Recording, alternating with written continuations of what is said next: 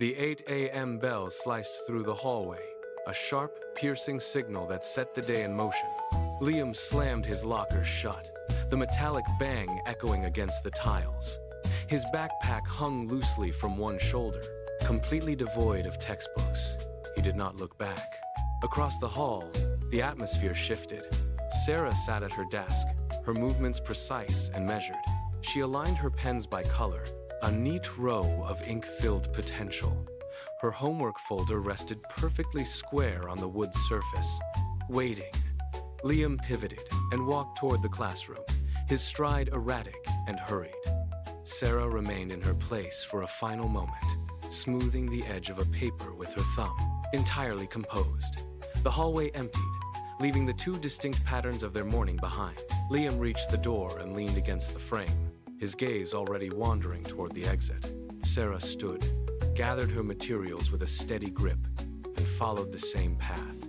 They stepped into the classroom, two people walking toward the same clock, but moving in entirely different directions. The distance between them was not measured in feet, but in the intent they brought to the room. Mr. Henderson started the physics lecture, his voice mapping complex forces onto the chalkboard. Liam leaned back, his chair legs scraping the linoleum.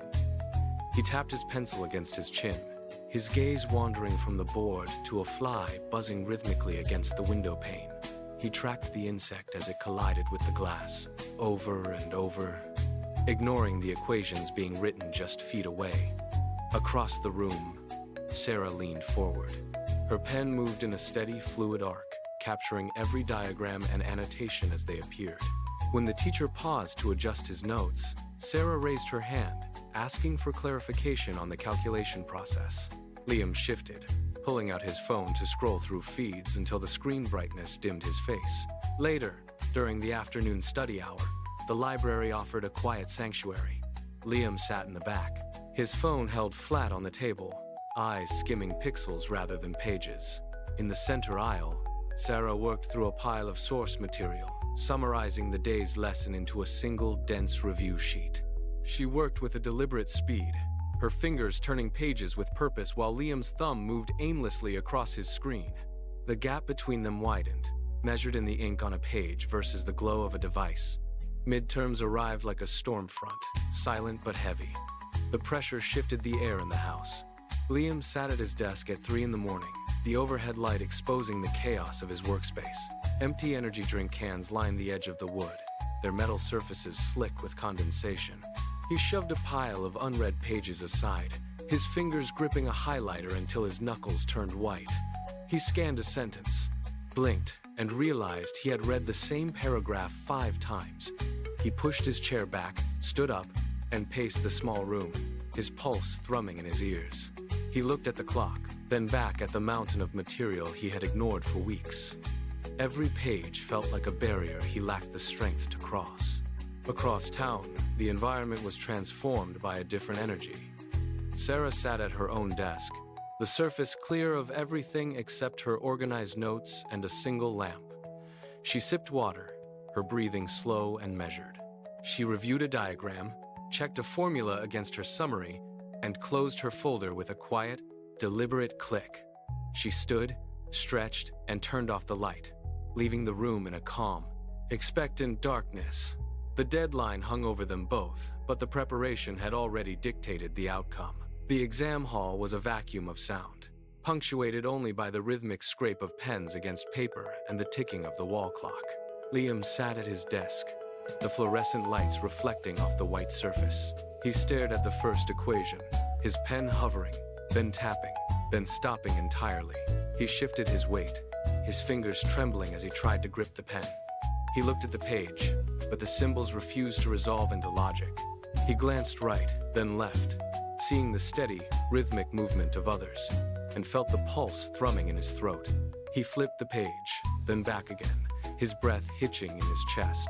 Across the aisle, Sarah sat motionless, her posture straight. Her pen moved with calculated precision, navigating the complex equations without pause.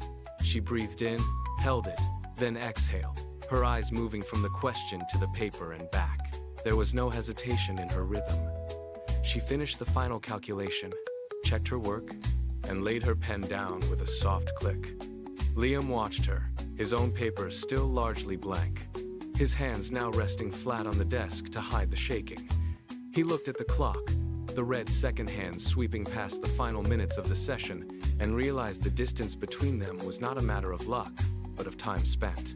The exam results sat on the wooden desk, a stark slash of red ink across the top of Liam's paper.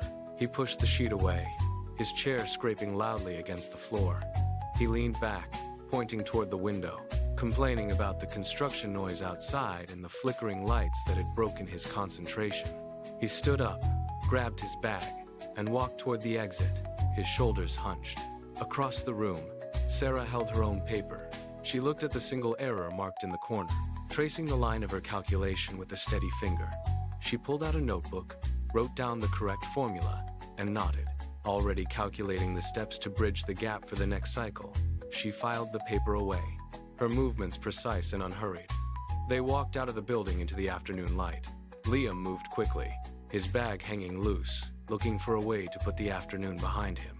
Sarah followed, her pace measured, her mind already sorting through the lessons of the day.